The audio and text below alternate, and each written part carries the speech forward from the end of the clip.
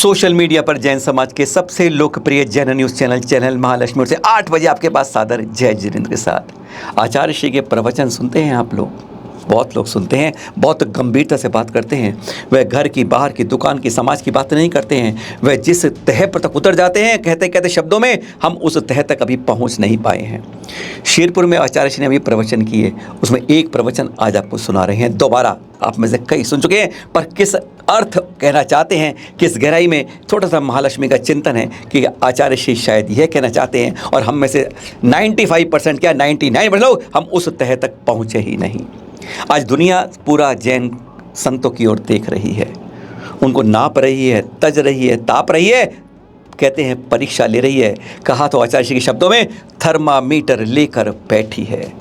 आप कितना तप करते हैं, त्याग करते हैं, तपस्या करते हैं, आप शरीर को सुखाते हैं, यह भी नहीं कहते शास्त्र, पर पुष्ट हो जाइए यह भी नहीं कहते।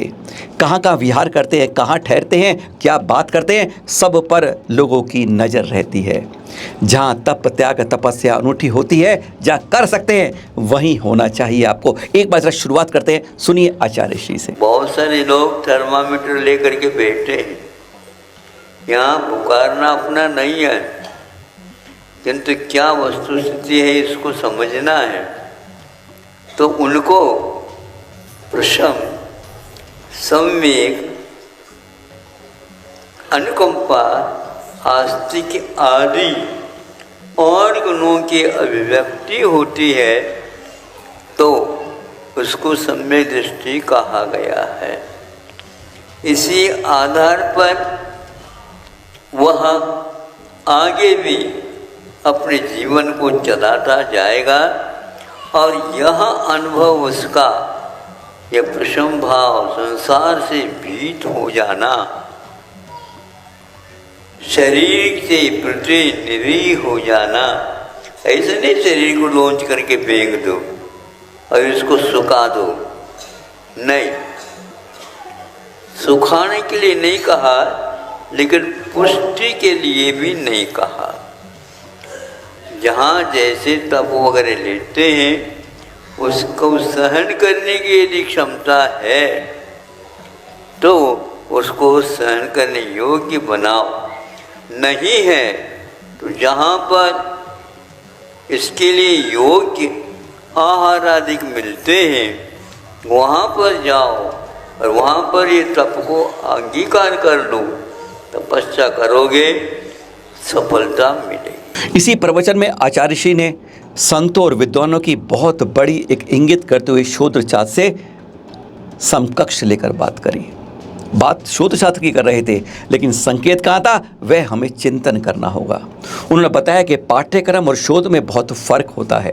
पाठ्यक्रम में बच्चा पढ़ता है, 1-2 साल पढ़ता है, उसमें थोड़े समय पढ़ता है, खेलता है, छुट्टी होती है, सब कुछ होता है और सीमा बंद के रह जाता है। पर संत और विद्वानों को शोध करना होता है। वे शास्त्र पढ़ते नहीं हैं, जहाँ जहाँ विषय होता है उन शास्त्रों को लेकर ग्रंथालय जाते हैं और उस विषय को चुनते हैं, सीखते हैं, बगाड़ते हैं, आचरण में उतारते हैं, अंदर उतारते हैं और उसके अंदर कोई छुट्टी नहीं, कोई सीमा नहीं, कोई समय नहीं होता है। वह लगातार अनवरत करते रहते हैं जब तक उसके अंदर पूरे समाहित नहीं हो जाते हैं। आज ऐसे शोध छात्र क्या दिखते हैं? बहुत बड़ा गंभीर शब्द थे जो आचार्य श्री ने संकेत करते हुए कह दिए कि आज स्वाध्याय की कितनी कमी होती जा रही है, स्वाध्याय से क्यों हम दूर होते जा रहे हैं। सुनिए हम आचार्य श्री से। आचार्यों ने आगे जाकर के शास्त्र ग्रंथों को भी गौण करते हैं। हमें बताओ, जो शोध छात्र होता है उसके पास पाठ्यक्रम पुस्तकें रहती हैं? हाँ, नहीं रहते। काय को पढ़ा लिखा है? हाँ, इसलिए नहीं है। पाठ्यक्रम के द्वारा जो विषय अवगत हो गया, उसको पुनः देखने की कोई आवश्यकता, वो सीधा पुस्तकालय शास्त्र भंडार की ओर चला जाता और उसमें से किताब निकाल लेता, पहले लिस्ट पढ़ता है और उसमें कहाँ कहाँ पर अपने योग्य है उसको नंबर देख करके वो निकालता है और उनमें से सब पढ़ता नहीं हो, वह देखता विषय कहाँ पर उसका है, उसको बस अपने पास रखता है। ये सूत्र बन जाते हैं, फिर बाद में उसको देखता रहता है। यही शोध छात्र की पहचान होती है। और वह हमेशा हमेशा कैसा रहता है, चिंतन में डूबा हुआ रहता है। आपके लिए छुट्टियां मिलती हैं, शोध छात्र को कभी छुट्टियां मिलती नहीं है या लेता नहीं, क्या पता, वह लेना नहीं चाहता और उसकी कक्षा की अवधि भी नहीं रहती। एक बहुत मार्के की बात है, हर कक्षा में एक वर्ष देता और स्नातक होने के उपरांत उसके लिए एक विषय के लिए 2 वर्ष देता है। लेकिन शोध छात्र के लिए वर्षों की कोई अवधि सीमा नहीं रहती।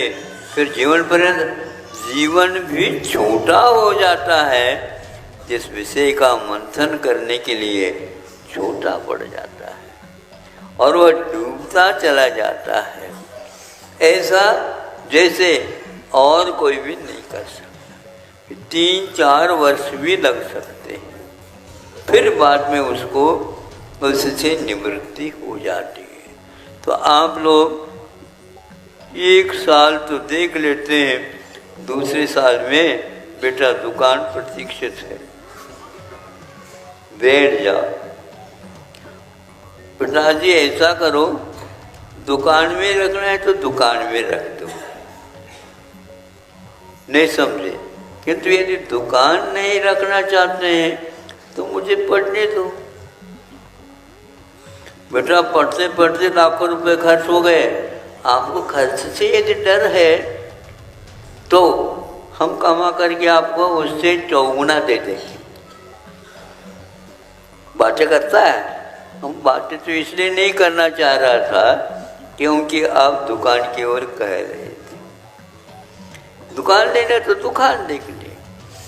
इसलिए जो संसार से, शरीर से, भोगों से अनासक्त नहीं होता है, चारित्र लेना तो बहुत दूर है।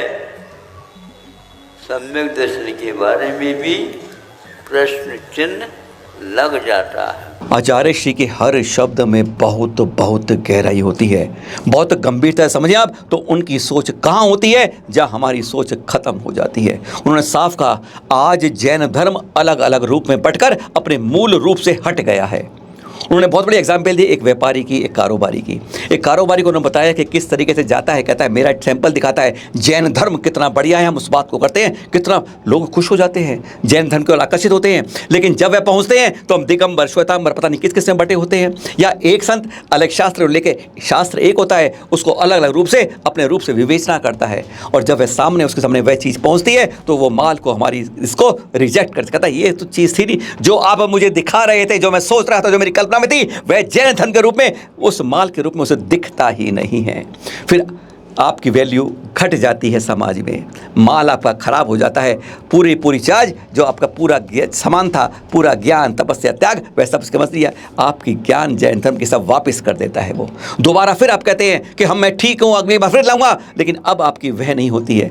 अब समय वही आ गया है, आप सबको मिलना होगा, हम सब संतों को, शास्त्र है, शास्त्र के अनुसार विवेचना करनी होगी। एक कुछ कहते हैं, दूसरे कुछ, बात वही होती है, 3 भाषाओं में 3 रूप में बदल जाती है, आदमी समझने वाला क्या सोचता होगा। इसी तरह उन्होंने एग्जाम्पल दिया, जैसे एक बोरी होती है ना, उस बोरी के अंदर से आप परखी मारते हैं, कहते हैं खुरकी मारते हैं ना, होती है, हुक होता है, मारते हैं। एक बोरी में ऊपर से देखते हैं, किसी बीच में नीचे से, तो उसे अलग अलग चीज़, क्योंकि आज जैन धर्म इतना बट गया है, हर कोई अपनी अपनी भाषा परिभाषा, बहुत गंभीर प्रवचन है यह। 10 मिनट के जो आचार्य का एक एक शब्द सुन के अंदर उतारिएगा कि आचार्य श्री इस समय परखी की बात कर रहे हैं, पारखी की बात कर रहे हैं, व्यापारी की बात कर रहे हैं, या फिर वह जैन धर्म के बढ़ते हुए इस भविष्य को देखकर बता रहे हैं। हमने शास्त्रों की विवेचना में जो अलग अलग अर्थ बता रहे, गंभीरता सुनिए अगले 12 मिनट। प्रयोग करने के लिए कई प्रकार की परीक्षा ली जाती है।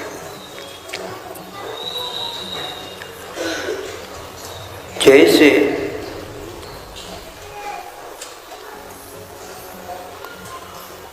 दुकानदार अपना माल बेचता है। देश विदेश से भी लोग ग्राहक आ सकते हैं, आते हैं और वह अपने माल दिखाता है। ग्राहक जब जिसको पसंद करता है उसको दिखाने के लिए वह अपने गोदाम वगैरह ले जाता है। उनको पसंद आ गया, भाव भी उसका ज्ञात हो गया उससे, और वह चला जाता है। इतनी तारीख के दिन आप हमारे इतने नंबर पर इतनी बोरी या टन भेज देना।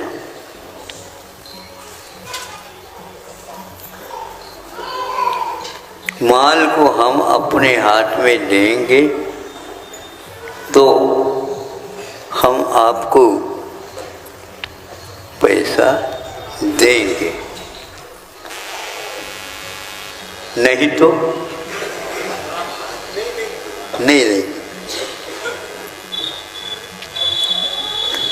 उतने समय पर उन्होंने भेजा, ग्राहक को ज्ञात हुआ और उनको देखना चाहा तो आप लोग उसको कैसे देखते हैं? जिसको बोलते हैं ये लोग, मान लो कोई धान खरीदा है तो उसमें हुक लगाते हैं, जिसको पारखी बोलते हैं। परखी यूं करते हैं, सामने सामने हाथ में वो आता है। एक बोरी से ले लिया, दूसरी बोरी में वह बीच में लगाता पारखी,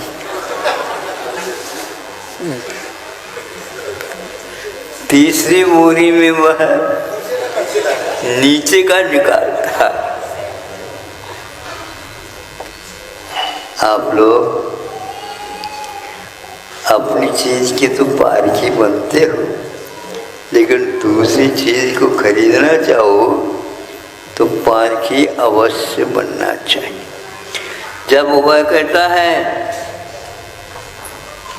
तीनों स्थानों में भिन्न भिन्न जो माल दिया था सैंपल के लिए वह नहीं निकला, तो कहता है आप वापस, क्वालिटी ठीक है, क्वांटिटी तो है, उसको लेकर के क्या करना। जैसा आपने दिखाया था वह सब दिखावा लग गया। दिखावा का मतलब सैंपल में तो था, मूल बोरी में वो नहीं आए थे। और वो पूरा पूरा जहाज हजारों लाखों टन का वापस हो गया। क्यों? अब क्यों मत पूछो, आपने जैसा सैंपल दिया था, नमूना जुना है कि नवीना है ये बताओ, तो नहीं निकला। और दुनिया में हंसी हो गई, दुनिया में हंसी और हो गई। आपका विश्वास साफ हो गया, कोई बचा नहीं। एक भाव है, एक भाव है, एक भाव है। अब चिल्लाते रहे, यहाँ पर भाव का अभाव है।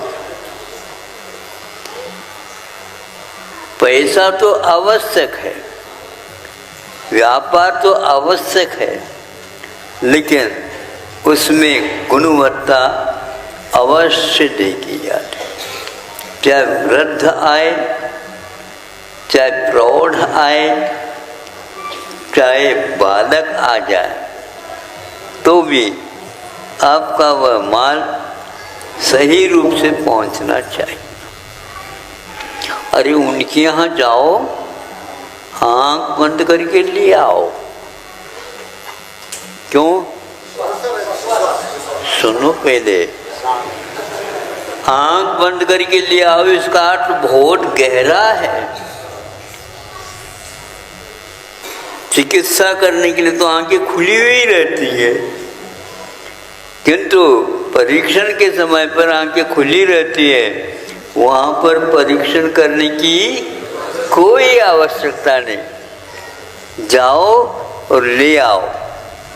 चाहे बालक को भेजो, वृद्ध को भेजो, प्रौढ़ को भेजो, अपढ़ को भेजो या पढ़े लिखे को भेजो, उसका कोई मायना नहीं। क्योंकि एक बार ग्राहक बनता है तो उनको ढूंढता हुआ आता है वापस।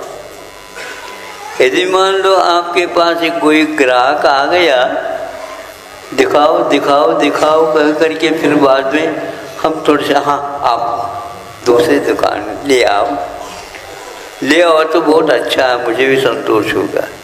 ध्यान रखो, घूम करके यहीं पर आना पड़ेगा। नहीं समझे? बाजार में कहाँ क्या है हमें मालूम।